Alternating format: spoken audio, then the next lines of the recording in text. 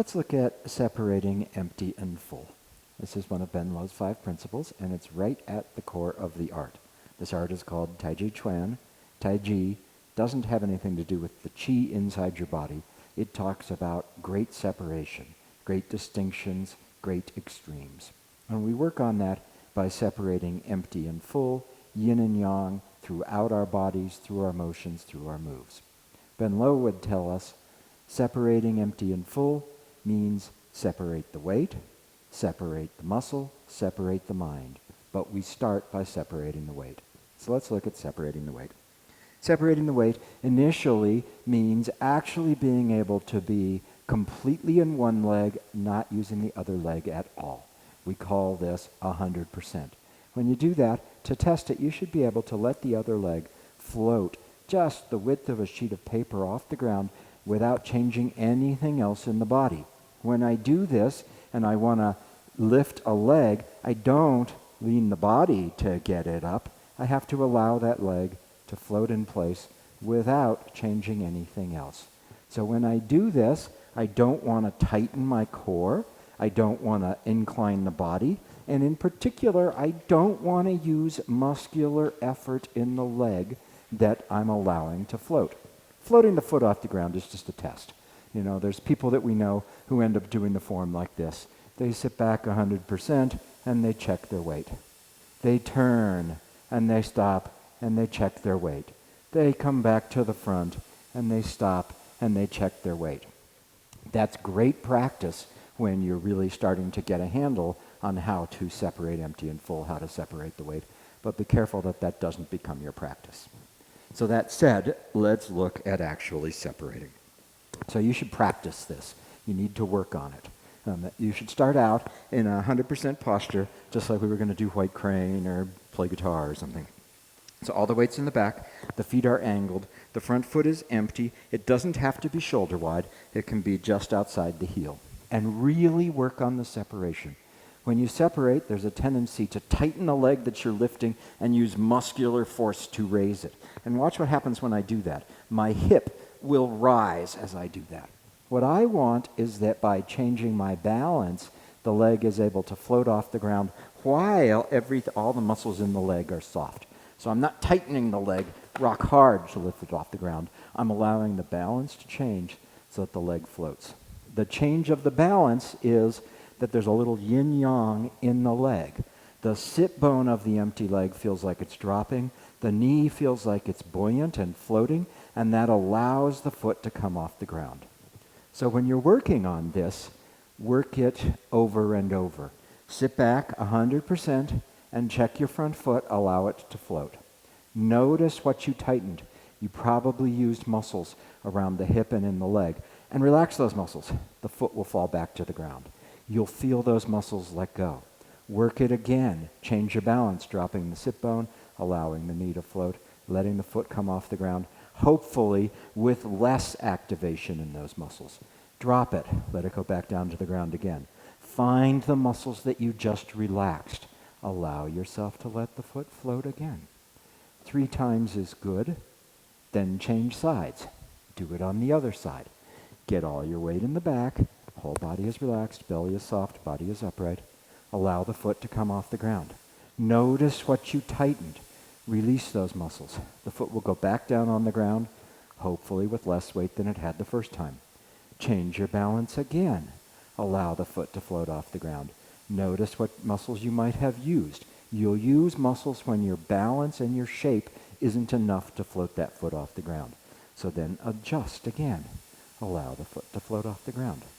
Now, one of the things you may see me doing is turning slightly. I'll tend to start facing towards the rear leg, and as I separate, I let the front of the hip joint of the empty foot come in, I let the sit bone drop, I let the knee buoy, my waist comes towards the front, and the foot comes off the ground. When I let go, the waist will turn slightly back to the corner. Do it again. Change the balance, allow the foot to float. Let it drop. Do it again. Change the balance, allow the foot to float. So by doing this, you actually truly begin to know what it means to not use the empty leg. I'm completely standing on the full leg. The empty leg is just along for the ride. It's alive, it's full of awareness, but I'm not engaging it. When you pick the foot up like this, you engage that foot. So this is, even though I got the foot off the ground, this is completely wrong. This is not separating at all. I would way rather not quite be able to get my foot off the ground, but truly not be using that leg, than to achieve the external marker of I pulled the foot off the ground, but everything became tight. So work this just in the 100%. You'll need to do that. Then pay attention to a 70-30. In a 70-30, even though 2/3, 70% of my weight is in the front leg, 1/3, 30% is in the back leg, I'm completely standing on the front leg. This leg is relaxing and stretching towards the ground. It is not doing any work to hold me up. If this leg disappeared, nothing would happen. If this leg is holding me up and it disappears, I fall. So you want to be there where the back leg feels like it's lengthening down towards the ground.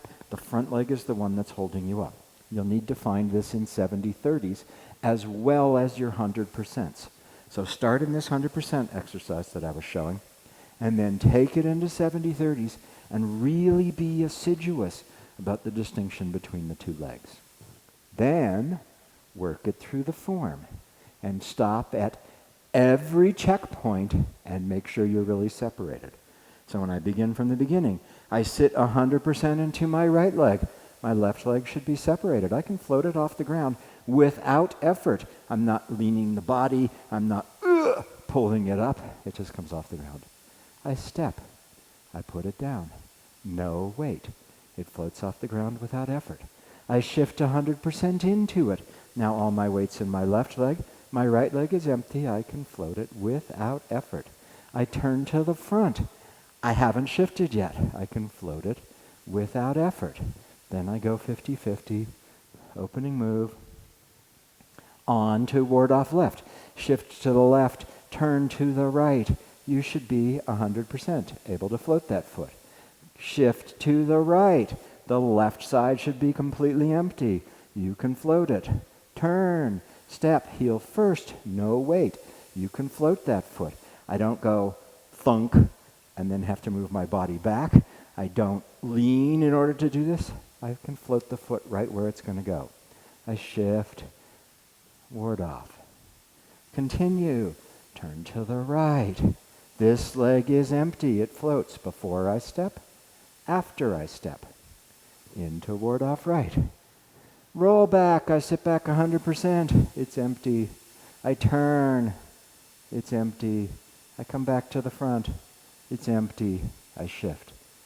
Work your way through the form like that, stopping at every point and really being assiduous. This is a chance for you to find out whether or not you're shifting, which leg you're using. Are you relying on an empty leg? This is a self-exploration. So you need to do this and just work through it. If you work through this assiduously, you are unlikely to be able to do more than, say, from the beginning up to single whip before your legs are really exhausted. If you can get through this and get up to single whip, oh, la-di-da, no problem, you're probably not actually doing the work. So come back and work from the beginning, really get separation of empty and full. This is a basic second principle in Ben Lowe's list of 5 principles. You gotta do it. After you've done it, then you'll understand what the difference is between having one leg engaged and one leg releasing, between having one leg supporting you and one leg dynamic. And then you don't have to be so externally explicit about this, but you need to know the difference between the legs and empty and full. And there's nothing like this grinding work of actually separated to teach you that.